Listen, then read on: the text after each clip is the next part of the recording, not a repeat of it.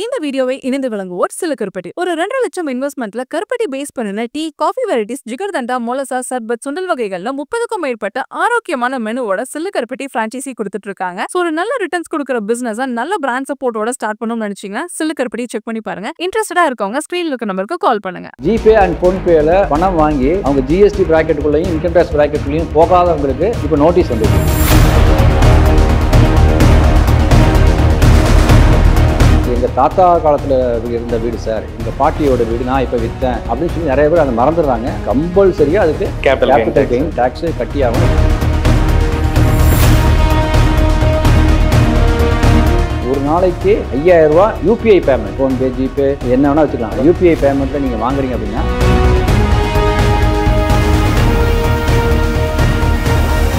கால் டேக்ஸில் travel பண்ணுங்க. இந்த டிரைவர்லாம் வந்து நீங்கள் கார் எங்கே லோன் வாங்கின்னு கேட்போம். வெளியே வாங்கிருக்கேன் அப்போ என்ன ரேட் ஆஃப் டேக்ஸ் அப்படின்னா 12%, 14%, 13% ரொம்ப அதிகமாக இருக்குது. நீங்கள் பேங்குக்கு ஏன் போனால் பேங்க்ல ஐடி கேட்குறாங்க சார். இதே கார் லோனை 8.5 பேங்க்ல 8.5 to 9%. இப்போ சொல்லுங்க, அந்த கார் டிரைவர் ரொம்ப பெருசாக இல்லைன்னா அட்லீஸ்ட் அந்த டாக்ஸபிள் லிமிட்டுக்குள்ளேயான ஒரு 5 lakhs தான் வச்சு ரிட்டர்ன் ஃபைல் பண்ணியிருந்தாருன்னா அவருக்கு 8.5 9 வந்து அவருக்கு ரேட் ஆஃப் இன்ட்ரெஸ்ட்டில் கிடைச்சிருக்குமே.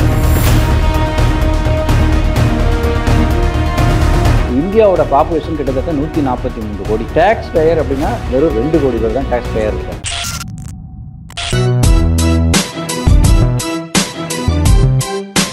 தொழில்முனைவோர் அனைவருக்கும் வணக்கம். நீங்க பார்த்துட்டு இருக்கிறது பிசினஸ் தமிழா. நான் உங்க விக்னேஷ். ஸோ இந்த வீடியோல ஒரு இன்ட்ரெஸ்டிங்கான டாபிக் பத்தி பேச போறோம். அதுதான் வந்து பாத்தீங்கன்னா டாக்ஸ். ஸோ டாக்ஸ் கட்டுறது அப்படிங்கிறது நம்மளோட நேஷனுக்கு ரொம்ப ஒரு முக்கியமான விஷயம். அது ஒரு கடமை. அது வந்து நம்மளோட நேஷனோட வளர்ச்சிக்கு ரொம்ப முக்கியமான ரோல் பிளே பண்ணுது அப்படிங்கிறது வந்து எல்லாத்துக்குமே தெரிஞ்சிருக்கும். பட் ஆனால் ஒரு மனுஷன் பிறந்ததுல இருந்து அவங்களுடைய லாஸ்ட் டே வரைக்கும் அல்லது வந்து அவங்க காலையில் எந்திரிச்சதுல இருந்து தூங்குற வரைக்கும் எவ்வளோ டாக்ஸ் கட்டுறாங்க அப்படிங்கிறத பத்தி ஒரு விஷயத்தை வந்து ஷேர் பண்ணலாம். இதை பத்தி பேசலாம் அப்படிங்கிறது என்னோட ரொம்ப நாள் பிளானா இருந்தது. ஸோ அதை பத்தி தான் இந்த வீடியோல பேச போறோம். இந்த வீடியோ நம்ம கூட லைக் இந்த டாபிக் பத்தி டிஸ்கஸ் பண்றதுக்கு நம்ம கூட யார் இருக்காங்கன்னு பாத்தீங்கன்னா tax advocate mister Sundar sir நம்ம கூட இருக்காங்க. ஸோ நிறைய இன்ட்ரெஸ்டிங்கான டாபிக்ஸ் வந்து இன்ஃபர்மேட்டிவான டாபிக்ஸும் வந்து சார் கூட டிஸ்கஸ் பண்ணிட்டு இருக்கோம். அந்த விதத்துல இன்னைக்கு டாக்ஸ் பத்தி பேச போறோம். ஸோ நீங்க ஒரு சாமானியான மனுஷன், ஸோ நான் வந்து டாக்ஸே கட்டலன்னு நினைக்கிறவங்களா கூட நீங்க இருக்கலாம். ஸோ நான் வந்து நிறைய டாக்ஸ் கட்டுறவன் கட்டுறனே அப்படின்னு நினைக்கிறவங்களா கூட இருக்கலாம். பட் யாரா இருந்தாலுமே இந்த வீடியோ ஃபுல்லா பார்க்கும் பொழுது டாக்ஸ் அப்படிங்கிற ஒரு விஷயம் எதெல்லாம் நம்ம கட்டுறோம், அது வந்து எண்ட் ஆஃப் தி டே ஒரு கவர்மெண்ட் ரன் பண்றதுக்கு எப்படி வந்து ஹெல்ப்ஃபுல்லா இருக்கு அப்படிங்கிற மாதிரி நிறைய விஷயம் சார்ட்ட பேசி தெரிஞ்சுக்கலாம். வணக்கம். வணக்கம். வணக்கம். பிசினஸ் தமிழாக்கு வணக்கம். விக்னேஷ்க்கு வணக்கம். சார், இன்னைக்கு ஒரு சென்சிட்டிவான டாபிக் அப்படிங்கிறத விட இன்னைக்கு ஒரு மக்களுக்கு இதை வந்து சொல்லணும், தேவையான தெரிஞ்சுக்கணும். ஓகே, டாக்ஸ் கட்டுறோம், எல்லாருமே டாக்ஸ் கட்டிட்டு தான் இருக்கும். எனக்கு ஒரு உண்மை தெரிஞ்சாகணும் அந்த மாதிரி.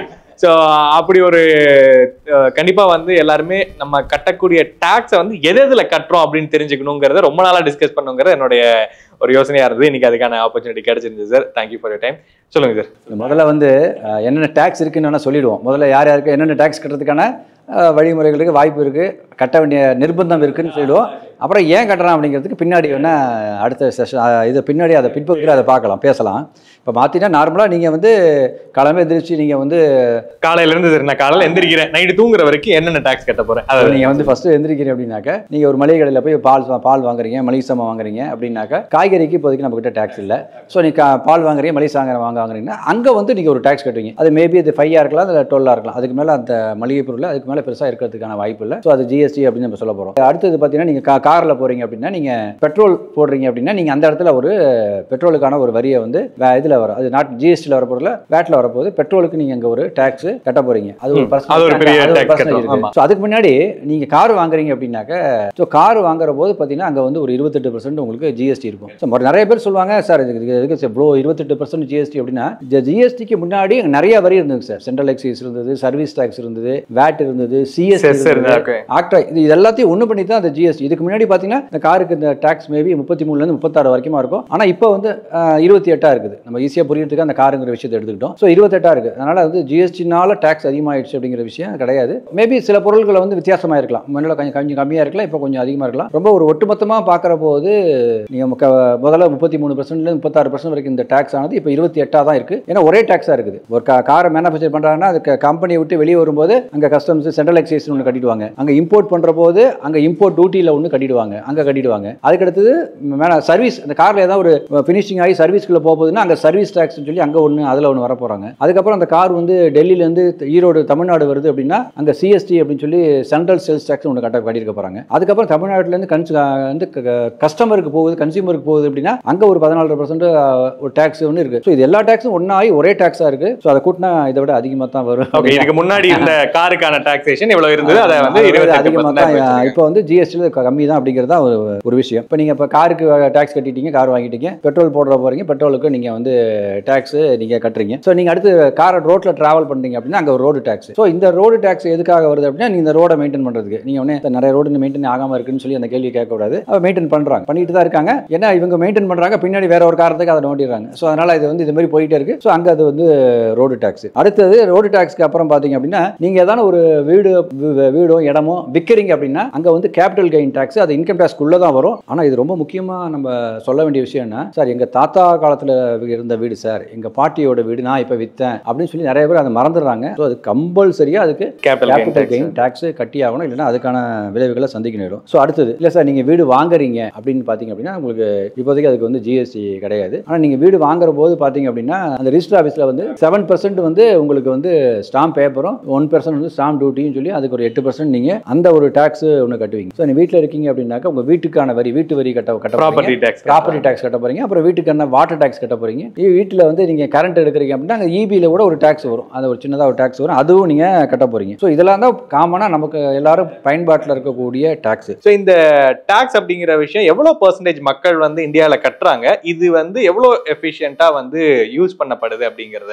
3 இடத்தில் என் மூச்சு இருக்கும் அப்படின்னு சொல்லி ஒரு பாட்டு வரும். அது வந்து பார்த்தீங்கன்னா ஜிஎஸ்டிக்கு தான் ரொம்ப வந்து அது வந்து ரொம்ப பொருந்தக்கூடிய அந்த 3 எழுத்து வார்த்தை. ஸோ என்ன அப்படின்னா இந்த டைரக்ட் இன்கம் டேக்ஸ் சொன்னால் நம்ம நிறைய டேக்ஸை பற்றி இப்போ பேசணும். நம்ம இந்தியாவோட பாப்புலேஷன் கிட்டத்தட்ட 143 கோடி. இந்தியாவோட பாப்புலேஷன் 143 crores இருக்காங்க. இதில் பார்த்தீங்கன்னா டேக்ஸ் பேயர் அப்படின்னா வெறும் 2 கோடி பேர் தான் டேக்ஸ் பேயர் இருக்காங்க. இந்த டேக்ஸ் பேயர்னா 1000 ரூபா கட்டினாலும் டேக்ஸ் பேயர் தான், 10 லட்ச ரூபா கட்டினாலும் டேக்ஸ் பேயர் தான். ஸோ அவுட் ஆஃப் 143 crores கிட்டத்தட்ட வெறும் 2 crore தான் tax payer, income tax pay பண்ணுவாங்க. பொதுவாக பால் வாங்கினாலும் ஜிஎஸ்டி கட்டிடுறீங்க, மளிகை சாமான் வாங்கினாலும் ஜிஎஸ்டி கட்டிடுறீங்க. அதனால அதை எல்லாருமே வந்துடும், அது வராத ஆளே இருக்க முடியாது. ஸோ நான் இப்போ பேசுறது வந்து இன்கம் டேக்ஸ். நீங்க கேட்டீங்க இல்லையா, கம்பெனியில் ஒரு டேக்ஸ் கட்டுறோம், இண்டிவிஜுவல் ஒரு டேக்ஸ் கட்டுறோம் அப்படின்னு. 143 crore பாப்புலேஷன்ல 2 கோடி பேர் தான் டேக்ஸ் பேயரா இருக்காங்க. மேபி 500 இருந்தாலும் பேயர் தான், 5 கோடியா இருந்தாலும் டேக்ஸ் பேயர் தான். இன்னுமே கரெக்டா சொன்னோம்னா ஓட்டிங் பாப்புலேஷன்ல 2% பீப்புள்ஸ் தான் டேக்ஸ் பேயரா இருக்காங்க. ஓட்டிங் பாப்புலேஷன் அப்படின்னு எடுத்தீங்கன்னா 70% ஓட்டு இருக்காங்க அப்படின்னு, ஓட்டிங் எத்தனை பேர் போடுறோம், 70% ஓட்டி போடுறாங்க அப்படின்னாக்க. ஏன்னா அந்த இதில் பார்த்தீங்கன்னா குழந்தைங்களாம் வரமாட்டாங்க. 18 வயசுக்குள்ள 143 கோடி பேர்ல பிலோ 18 யாரும் வரமாட்டாங்க. மற்ற எல்லாருமே ஓட்டிங் பாப்புலேஷன் தான். நமக்கு ஒரு பேச்சுக்கு இப்போதைக்கு நம்ம ஒரு 100 கோடின்னு எடுத்துக்கிட்டோம் அப்படின்னா திருப்பி அங்கேயே ஒரு 2% தான் அப்படின்னா இந்த 2 கோடி பேர் தான் வந்து அந்த ஓட்டிங் பாப்புலேஷன்ல இருக்காங்க. இப்போ நினைச்சு பாருங்க, இந்த மிச்சம் இருக்கிற இந்த 2% பேர் தான் மிச்சம் இருக்கிற 98 பேரோட வாழ்வாரத்துக்கு சப்போர்ட் பண்ணிட்டு இருக்காங்க. அதுதான் அதுல வந்து நம்ம இவ்வளவு டேக்ஸ் கட்டுறோம், என்ன பண்றோம் அப்படின்னு நம்ம ஒரு கேள்வி கேட்கிறோம். எதுக்கு எனக்கு இவ்வளவு கட்டணும் எல்லாருமே கேள்வி. இந்த 2 கோடி பேர் தான் இங்க மிச்சம் இருக்கிற 98 கோடி பேருக்கு சப்போர்ட் பண்றாங்க, மறைமுகமா சப்போர்ட் பண்றாங்க. என்னதான் கவர்மெண்ட் வந்து வேற ஸ்கீம்ஸ் பிளான் எல்லாம் போட்டாலுமே 2% பீப்புள்ஸ் தான் அந்த 98% பீப்புள்ஸ்க்கு சப்போர்ட் பண்றாங்க. அதுதான் அதுல இருக்கக்கூடிய விஷயம். உதாரணமா பாத்தீங்க அப்படின்னா இந்த இந்தியன் ஆர்மியோட ஆனுவல் பட்ஜெட் செலவு அப்படின்னு எடுத்துக்கிட்டீங்கன்னா 4,78,196 கோடி. இது 21-22ல 24-25ல ஆர்மிக்காக நமது அரசாங்கம் செலவு செய்யக்கூடிய தொகை 5,93,538 கோடி. இப்ப சொல்லுங்க, ஆர்மிக்கு நம்ம செலவு பண்ணலாமா வேண்டாமா? கண்டிப்பா பண்ணிதான் ஆகணும். இந்த அமரன் படம் பார்த்ததுக்கு அப்புறம் இதெல்லாம் ரொம்ப அப்படிங்கிற மாதிரி ரொம்ப அது வந்து அவசியமான ஒண்ணு. இதை எதையுமே அதுல ப்ராஃபிட் கிடையாது சார். அதுல எதையுமே சாக்ரிஃபைஸ் பண்ண முடியாது, அதுல எதையுமே காம்ப்ரமைஸ் பண்ண முடியாது. அது வந்து காலத்தின் கட்டாயம். இன்னைக்கு இந்தியன் ஆர்மிக்கு 5,93,538 கோடி செலவு பண்ணணும்னா இப்ப அவ்வளவு கோடி இருக்கு. இப்ப இது யாரு கொடுக்க முடியும்? நீங்க கவர்மெண்ட் அப்படின்னு வந்து கவர்மெண்ட்டுக்கு தனியா ரெவன்யூ கிடையாது. டக்குனு அவங்க நோட்டெல்லாம் அச்சடிச்சுலாம் கொடுத்துட முடியாது. ஸோ இதெல்லாம் நீங்க கட்டுறதா, நீங்க என்ன நான் கட்டுறதா, நீங்க கட்டுறதா, இந்த வியூவர்ஸ் கட்டுறதா, வேற வழி. ஆர்மிக்கு எத்தனை பர்சன்டேஜ் போயிட்டு இருக்கு சார்? உங்களுக்கு நீங்க பக்கமா கவர்மெண்ட் ஹாஸ்பிட்டல் போயிருக்கீங்களா? ஈரோடு கவர்மெண்ட் ஹாஸ்பிட்டல் விசிட் பண்ணீங்களா? அது எவ்வளவு ஹைடெக்கா இருக்குன்னு போய் பாருங்க. நீங்க வந்து பின்னாடி ஒரு பில்டிங் இருக்கு, ஈரோடு கவர்மெண்ட் ஹாஸ்பிட்டல் கட்டியிருக்காங்க. சார் நீங்க ஒரு நாளைக்கு நம்ம கவர்மெண்ட் ஹாஸ்பிட்டல்ல ஒரே ஒரு எக்ஸாம்பிள் எடுத்துக்கலாம், நம்ம ஈரோடு மட்டுமே எடுத்துக்கலாம். எத்தனை 1000 பேர் உள்ள போறாங்க, வெளியே வராங்க, நினைச்சு பாருங்க. இப்படி ஒரு விஷயம் இல்ல அப்படின்னா எங்க போவாங்க? எந்த ஹாஸ்பிட்டல், பிரைவேட் ஹாஸ்பிட்டல் போக முடியும்? அஃபோர்டபுள் பீப்புள்ஸ் அங்க போயிடுறாங்க. இப்போ ஒரு அரசாங்க ஆஸ்பத்திரியில் இருக்குது அப்படின்னாக்க நம்ம அந்த அரசாங்க ஆஸ்பத்திரியில எனக்கு சரியா பாக்குறாங்க, அந்த கமெண்ட் எல்லாம் விட்டுருங்க. இப்படி ஒரு அரசாங்க ஆஸ்பத்திரி இவ்வளவு பெரிய இன்ஃப்ராஸ்ட்ரக்சர்ல இத்தனை 1000 பேருக்கு ஒரு ஊர்ல ஒரு ஹாஸ்பிட்டல். சார் நீங்க தமிழ்நாடு ஃபுல்லா எடுங்க, இந்தியா ஃபுல்லா எடுங்க, எத்தனை அத்தனை ஹாஸ்பிட்டல் இருக்குது. இந்த டாக்டர்ஸ்லேருந்து இன்ஃப்ராஸ்ட்ரக்சர்லேருந்து மெடிசன்லேருந்து நினச்சி பாருங்க சார். நம்ம ஒரு தனிப்பட்ட நபர் ஒரு 10 நாளைக்கு நீங்கள் ஒரு ஹாஸ்பிட்டலில் போயிட்டு உள்ளே வந்தீங்கன்னா 2 லட்சம் 3 லட்சம் 5 லட்சம் ஆகும் சார். ஹாஸ்பிட்டல் ஜிஹெச்சில் ஒரு மாசமாக படுத்துருக்கிறவங்களா இருக்காங்க, 15 நாள் படுத்துருக்காங்க. இப்போ இவங்களுக்கான விஷயத்தை யார் பண்ண முடியும்? நீங்கள் இந்த 2% தானே பண்ண முடியும். இப்போ நினச்சி பாருங்க, நீங்கள் ஒரு ரொம்ப காமனாக நான் டேக்ஸ் கட்டுறேன் அப்படிங்கிறது நினைக்கிறது நியாயமான ஒரு விஷயம் தான். ஆனால் நீங்கள் கொஞ்சம் போய் சிந்தனை பண்ணுற போது பார்த்தீங்கன்னா நீங்கள் மறைமுகமாக அந்த 98 பேருக்கு நீங்கள் 98% பீப்புள்ஸுக்கு நம்ம சப்போர்ட் பண்ணுறோம் சார். இந்த இந்தியன் கவர்மெண்ட்டை ரன் பண்ணுறதுக்கோ இல்லை தமிழ்நாடு கவர்மெண்ட்டை ரன் பண்ணுறதுக்கோ எத்தனை எம்ப்ளாயிஸ் தேவைப்படுறாங்க நினைச்சு பாருங்க. கவர்மெண்ட் ஆபீஸ்ல கவர்மெண்ட் ஸ்கூல்ஸ்ல கவர்மெண்ட் ஸ்கூல்ஸ் இருக்குது, கவர்மெண்ட் ஆபீஸ் இருக்குது. ஏன்னா இந்த அட்மினிஸ்ட்ரேட்டிவ்ல வந்து எல்லாரும் வந்தா தான் இந்த அட்மினிஸ்ட்ரேஷனே பண்ண முடியும். அந்த கவர்மெண்ட் ஆபீசர்ஸுக்குலாம் நம்ம தான் கொடுத்தாங்க, வேற எங்கேயும் கொடுக்க முடியும். ஸோ இந்த 2% பீப்புள்ஸ் தான் கொடுக்க முடியும். கவர்மெண்ட் வேற எதுவுமே பண்ண முடியாது சார். இப்போ இருக்கிறவங்கள்ட்ட வாங்கி தான் வந்து இல்லாதவங்களுக்கு செய்ய முடியும். இப்போ கவர்மெண்ட் ஆபீஸருக்கு பேமெண்ட் கொடுக்கணும். அது ஒரு விஷயத்துக்கு நம்ம எல்லாரும் கட்டக்கூடிய பணம் தான்.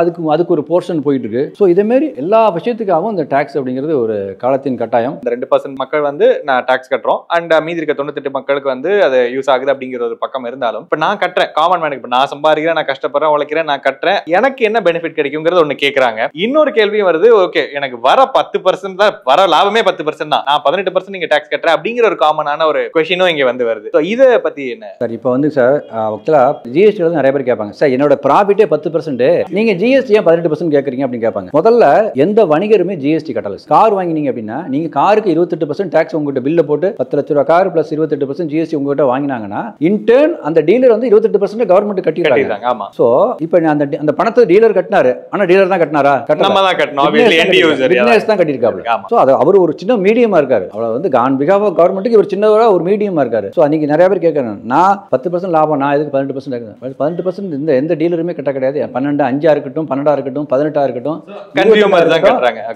அல்டிமேட்டா இந்த கேள்வி கேட்கறதுக்கான ரைட்ஸ் வேணா இருக்கு, கன்சியூமர் தான் இருக்குது. அவங்க யாரும் கேட்கல. சோ அவங்க வந்து பரவாயில்ல, நான் அந்த 2% ஒத்தனா இருக்கேன்னா ஜிஎஸ்டி பொறுத்த வரைக்கும் எல்லாருமே கட்டும். இருக்கிற 100 கோடி பேரும் கட்டிட்டு இருக்கோம். அது ஒரு விஷயம். நான் பர்சனலா இன்கம் டாக்ஸ் கட்டுறேன், எனக்கு என்ன சார் பெனிஃபிட் இருக்கு அப்படின்னு கேட்டீங்க அப்படின்னா, நார்மலா இன்னைக்கு நீங்க பேங்க்குள்ள போனீங்க அப்படின்னா ஜஸ்ட் நீங்க ஒரு 5 lakhs அண்ட் அபவ் ஏதாவது ஒரு லோனுக்கு போனீங்க அப்படின்னா அவங்க கேட்கக்கூடிய முதல் கேள்வி உங்க 3 வருஷம் இன்கம் டாக்ஸ் பேப்பரை கொடுங்க தான் கேட்கறாங்க. அது ஒன்று. இந்த எம்எஸ்எம்இ லோன்ஸ் இருக்குது, அதெல்லாம் பாத்தீங்கன்னா முத்ரா லோனு, அந்த பிஎம்இஜிபி லோனு, இதெல்லாம் பாத்தீங்கன்னா நீங்க சில இடங்கள்ல வந்து டாக்ஸ் பேமெண்ட் பண்ணாதான் ஃப்ரெஷருக்கும் கிடைக்கும், ஸ்டார்ட் அப்லயும் கிடைக்கும். நிறைய இடங்கள்ல ரொம்ப பேங்க்குக்கு வந்து ரொம்ப கம்ஃபர்ட் ஜோன் எதுன்னு கேட்டாங்கன்னாக்கா டாக்ஸ் பேயருக்கு வந்து பிரெஃபரன்சஸ் வந்து கிடைக்குது. நான் கொஞ்சம் கடந்த காலத்துலங்க இதுல பாத்தீங்கன்னா வந்து கால் டாக்ஸ்ல டிராவல் பண்ணேன். அந்த டிரைவர்லாம் வந்து நீங்க கார் எங்க லோன் வாங்கின்னு கேட்போம். எங்க வாங்கின்னு கேட்டா வெளியே வாங்கிருக்கேன். அப்ப என்ன ரேட் ஆஃப் டாக்ஸ் அப்படின்னா 12%, 14%, 11% ரொம்ப அதிகமா இருக்கும். நீங்க பேங்க்குக்கு ஏன் போனா பேங்க்ல ஐடி கேட்கறாங்க சார். இதே அவர் கார் லோனா அவர் இன்கம் டாக்ஸ் ஃபைலரா இருந்தாருன்னா இதே கார் லோனை 8.5ல பேங்க்ல 8.5 to 9%. இப்ப சொல்லுங்க, இப்ப அவர் அந்த கார் டிரைவர் ரொம்ப பெருசா இல்லைன்னா அட்லீஸ்ட் அந்த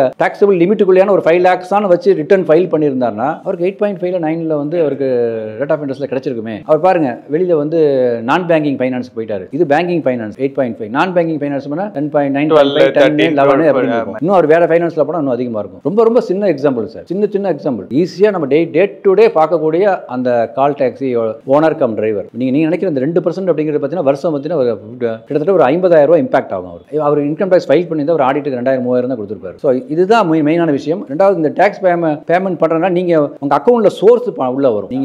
நீங்க 10 லட்ச ரூபாய் டாக்ஸ் கட்டி பண்ணிட்டீங்க அப்படின்னா உங்க 10 lakhs உங்களுக்கு சோர்ஸ் ஆஃப் இன்கம் வரும். அதுல நீங்க 2 lakhs நீங்க உங்க ஃபேமிலி எக்ஸ்பென்ஸ் எடுத்தீங்கன்னா மிச்சம் இருக்கிற 8 lakhs வந்து உங்களோட சேவிங்ஸா இருக்கும். இந்த 8 lakhs வச்சு நீங்க நாளைக்கு ஒரு 4-5 வருஷம் கழிச்சு ஒரு 50 லட்சம் வீடு வாங்கினா இந்த பணம் எங்கேருந்து வந்து உங்களுக்கு கேட்க முடியாது. ஏன்னா நீங்க ஏற்கனவே 5 years நீங்க 10 lakhs ஸ்லாப்ல டாக்ஸ் கட்டிருக்கீங்க. ஸோ அதுதான் விஷயம். இந்த பணம் அப்படிங்கிறது எப்படி வந்ததுங்கிறதுக்கான காரணம் சொல்றதுக்கு அருமையான ஒரு வழி. ஸோ அதனால வந்து வாய்ப்பு இருக்கிறவங்க, வருமானம் இருக்கிறவங்க டாக்ஸ் கட்டணும். இந்த டிஜிட்டல் டிரான்சாக்ஷன் மூலமா அது ஈஸி, இன்னும் ரொம்ப ஈஸி ஆயிடுச்சு. சோ ஜிபேல அனுப்புங்க, இந்த மணி டிரான்சாக்ஷன் ஈஸி ஆயிடுச்சு. அதுக்கும் டாக்ஸ் இப்ப வருதா? இல்ல, அது டாக்ஸ் வருதாங்கிற கேள்வியை தாண்டி ஜிபே அண்ட் போன்பேல பணம் வாங்கி அவங்க ஜிஎஸ்டி பிராக்கெட்டுக்குள்ளேயும் இன்கம் டாக்ஸ் பிராக்கெட்லயும் போகாதவங்களுக்கு இப்ப நோட்டீஸ் வந்துட்டு இருக்கு. ஓகே, நான் வந்து இப்போ ஒரு 5 லட்சம் ரூபாய் தான் என்னோட இன்கம் அப்படிங்கும்போது ஜிஎஸ்டியோட இதுக்குள்ள வர மாட்டீங்க. சோ எனக்கு அப்போ அதுக்கான நோட்டீசஸ் வருதா? இல்ல, எனக்கு தெரிஞ்சு இப்போ போன வாரம் ஒரு நோட்டீஸ் பார்த்தாங்க. அது வந்து 31 lakhs போன்பேல வந்திருக்குன்னு சொல்லி நோட்டீஸ் வந்திருக்கு.